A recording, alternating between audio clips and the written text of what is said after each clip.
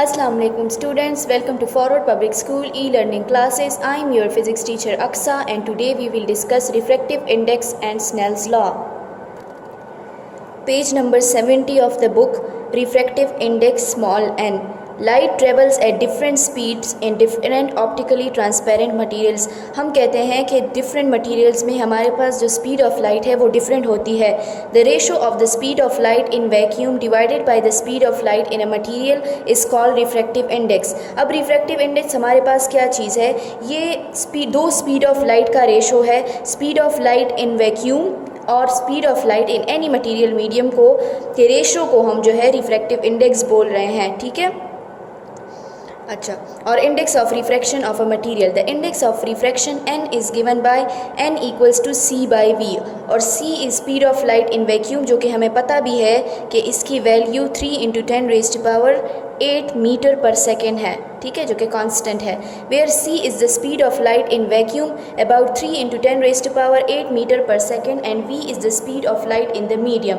अब जो v है वो स्पीड ऑफ लाइट उस मीडियम में है जिसमें हम कहते हैं कि लाइट एंटर हो रहा है. The speed of light in a physical medium such as glass is always less than that the speed of light in vacuum. अब जो स्पीड ऑफ लाइट वैक्यूम में है हमें पता है कि वो 3 × 10⁸ मीटर पर सेकेंड है, लेकिन हम कहते हैं कि ये एक मीडियम सच एज ग्लास में इंटर हो रहा है तो इसकी स्पीड में कमी आएगी. ठीक है, ये स्पीड इसकी कम होगी तो हम कहते हैं कि ग्लास में स्पीड ऑफ लाइट जो है वो speed of light in vacuum की निस्बत कम है. दस the index of refraction of a material is always greater than और इक्वल टू 1. तो हम कहते हैं कि जो इंडेक्स ऑफ रिफ्रैक्शन है या रिफ्रैक्टिव इंडेक्स की वैल्यू हमारे पास आएगी वो या तो 1 होगी या हमेशा 1 से ग्रेटर ही आएगी. And by definition the index of refraction of vacuum is 1. और हम ये भी कहते हैं कि वैक्यूम का जो इंडेक्स ऑफ रिफ्रैक्शन है वो हमारे पास 1 है. Table 12.2 list the indexes of refraction for some common materials. अब इस टेबल यहाँ पे पेज 70 पे आप एक टेबल को देख सकते हैं. यहाँ पे डिफरेंट मटीरियल्स के लिए आपको इंडेक्स ऑफ रिफ्रैक्शन दिया गया है.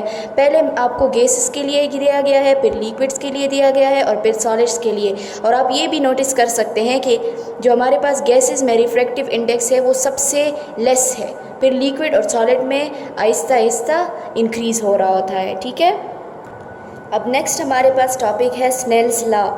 The amount that a light ray changes its direction depends both on the incident angle and the amount that the speed changes. अब जिस अमाउंट से डायरेक्शन चेंज करेगा लाइट रे जब वो एक मीडियम से दूसरे मीडियम में एंटर होगा, ये दो चीज़ों पे डिपेंड करता है. एक इंसिडेंट एंगल पे डिपेंड करता है और दूसरा amount that the speed changes, जिस अमाउंट से स्पीड में चेंज आ रहा है, स्पीड ऑफ लाइट रे में चेंज आ रहा है.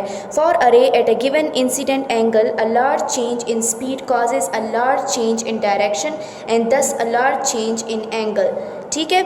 अब for a ray at a given incident angle, अब एक रे जो है हमारे पास a large change in speed causes. अब अगर रे है उसमें उसकी स्पीड में जो है चेंज जो आ रही है जब अगर वो एक मीडियम से दूसरे मीडियम में इंटर हो रहा है, अगर स्पीड में जो चेंज लार्जर आ रही है तो हमारे पास डायरेक्शन में जो चेंज होगी वो भी लार्जर होगी और जो एंगल में चेंज आएगा वो भी लार्जर होगा.